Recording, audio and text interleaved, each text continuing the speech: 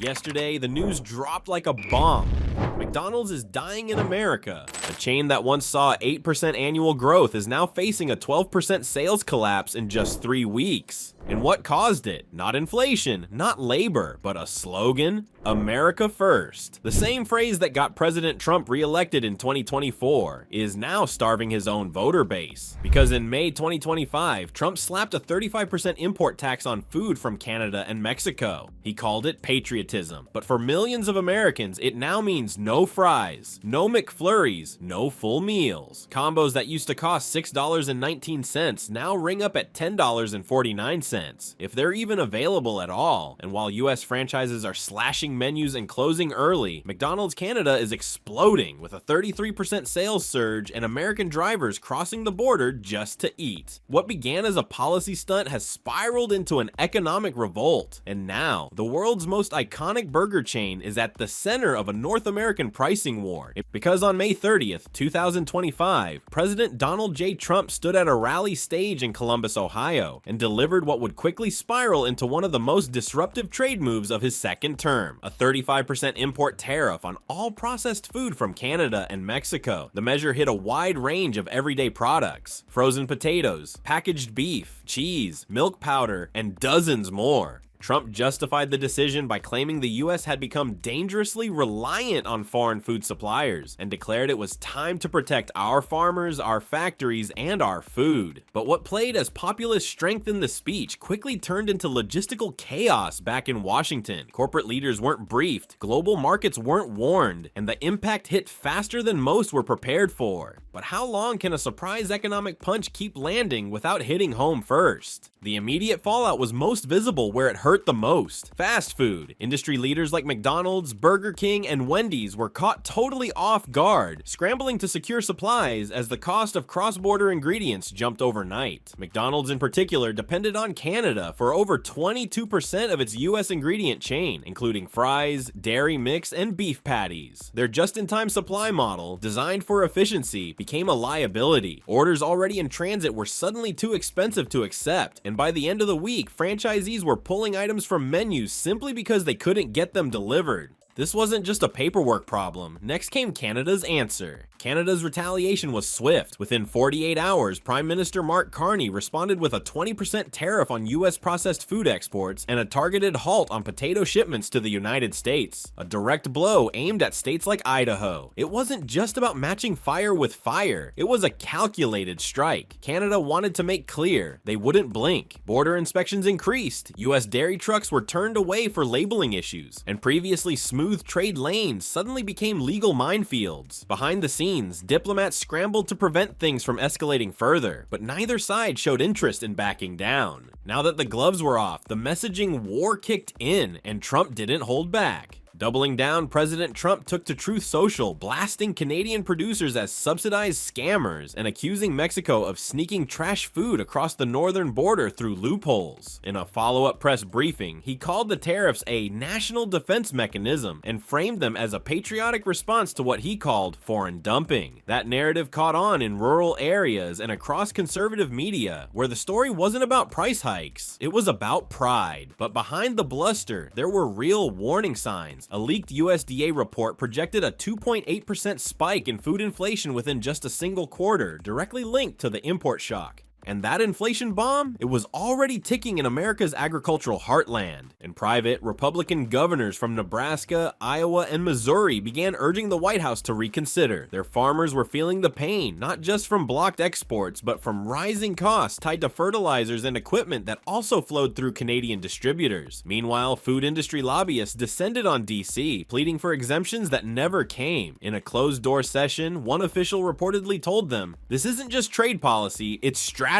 But that strategy came with a cost. Chains like McDonald's were forced to cut deals with lower-tier suppliers, which introduced new problems around quality, delivery times, and compliance. So if you're wondering where this leads, it gets worse at the counter. By mid-June, McDonald's issued an internal bulletin warning franchisees of impending disruptions to high-volume menu items. That meant no McFlurries, no Angus burgers, and in some cases, no fries. Customers weren't happy. Videos began circulating online of drive-through menus crossed out with tape, or cashiers apologizing with the phrase, we're out of beef. In a strange twist, McDonald's Canada reported a 32% spike in same-store sales over that same week, driven partly by American visitors crossing the border to get the meals they suddenly couldn't at home. Social media dubbed it the fry run phenomenon. If customers have to cross borders for a combo meal, how close are we to crossing a line we can't walk back from? All the while, economists began raising a deeper, more structural alarm. This wasn't just a trade spat, it was a fundamental reordering of how North America feeds itself. Food trade flows between the US, Canada, and Mexico have been largely integrated since the 1994 NAFTA agreement, and more recently, the 2020 USMCA. Breaking that system so suddenly meant creating a new food map, one that didn't yet exist. Rebuilding domestic infrastructure to replace those lost imports could take years, not weeks, and prices were already starting to reflect that reality. So if this is the first fracture, what's the next system that cracks? While McDonald's USA struggled to keep its kitchen stocked, something remarkable was happening just north of the border. McDonald's Canada reported a 33% spike in daily sales, marking its single largest traffic surge since the 2010 Vancouver Olympics. What began as a regional anomaly in Ontario and British Columbia quickly snowballed into a nationwide consumer trend. Canadians watching the US flounder under its own food restrictions rallied around their version of the Golden Arches as both a culinary refuge and a point of national pride. Corporate didn't miss the moment. Within 72 hours, marketing teams were rolling out a campaign of quiet retaliation. But how did a trade crisis turn a burger chain into a symbol of cross-border defiance? The phenomenon gained an unexpected fuel source: American customers. In border cities like Detroit, Buffalo, and Seattle, residents began organizing informal drives into Canada purely to get access to full menus. On Reddit and TikTok, the term fries runs was coined. Americans crossing the border just to buy McFlurries and Big Macs with all ingredients intact. Some border franchises reported weekend sales tripling, driven by out-of-towners who'd lost access to core menu items back home. Lines stretched out into parking lots, and for many, it wasn't about the food, it was about the flex. And then came the moment that turned a menu into a message. In a bold marketing play, McDonald's Canada launched a new offering, the Freedom Meal. It was exactly what it sounded like: a full combo featuring items missing from US stores, wrapped in mock patriotic packaging with fine print that read, "Now available in countries that value trade." The product sold out within hours of launch in Vancouver, Toronto, and Montreal. Even Canadian politicians got in on the wave. MPs were photographed holding Freedom Meal bags outside Parliament, making not-so-subtle digs at their southern counterparts. The campaign was cheeky, but the reaction was serious. It made headlines across global business media within the day. And when a country's food chain starts roasting another government, you know it's no longer just about fries. McDonald's Canada then sealed its victory lap with a viral slogan that stuck: "Tariff-free taste." It appeared on billboards, drive-through signs, and digital ads across the country. The catchphrase became a rallying cry, not just for loyal customers, but for Canadian farmers and suppliers who felt vindicated. Across the board, public support surged. While US franchise owners were fielding complaints, Canadian managers were dealing with lines out the door. This wasn't a brand win, it was a national moment. So if McDonald's in Canada is thriving off America's losses, who else is cashing in while the US bleeds? The benefits of the tariff war didn't stop at drive-thrus. Canadian potato farmers, especially in Prince Edward Island and Alberta, saw a 40% surge in contract pricing within 2 weeks of the US announcement. With American buyers scrambling for alternative sources, Canadian producers gained leverage they hadn't seen in decades. Many began calling 2025 the fry year, joking that they'd make more in 3 months than they had in the previous 2 seasons. Even smaller regional farms were approached by international distributors looking to secure supply chains before prices soared further. But across the border, the story was turning bitter fast. In Montana, Wyoming, and the Dakotas, US cattle ranchers began sounding the alarm. Their export deals with Canadian and Mexican partners were collapsing under the weight of retaliatory tariffs and logistics bottlenecks.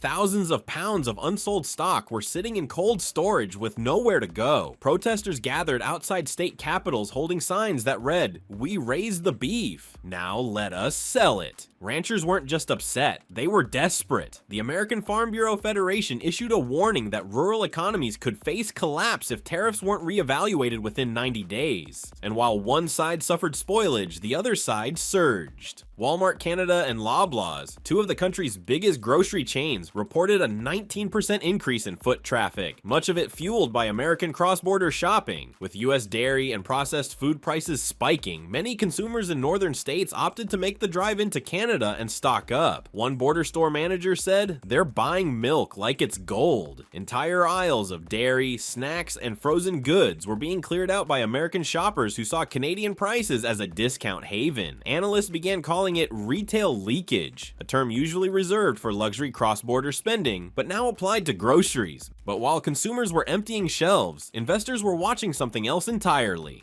The Toronto Stock Exchange's TSX Food Sector Index jumped 6.1% in just 1 week, with companies tied to agriculture, packaging, and distribution leading the charge. Meanwhile, U.S. food stock indexes dipped 4.7% in the same time frame, dragged down by declining Q2 forecasts from giants like Tyson Foods, Kellogg's, and Kraft Heinz. Portfolio managers began quietly shifting positions, hedging away from U.S. consumer staples and moving into Canadian agribusiness ETFs. For Wall Street, the writing was on the wall. This wasn't a blip, it was a trend. So the question becomes, if this is just the ripple effect, what happens when the wave hits? For months, Trump's rural voter base had rallied behind his economic nationalism, but as local McDonald's closures swept through small towns across Iowa, Kentucky, and Michigan, the sentiment began to shift. These weren't cities with 5 different takeout options. These were areas where McDonald's was the go-to lunch, dinner, and weekend treat. Families walked in expecting dollar menu deals and left shocked at $9 nuggets and item unavailable signs. People who once applauded the tariffs now began questioning whether the cost of patriotism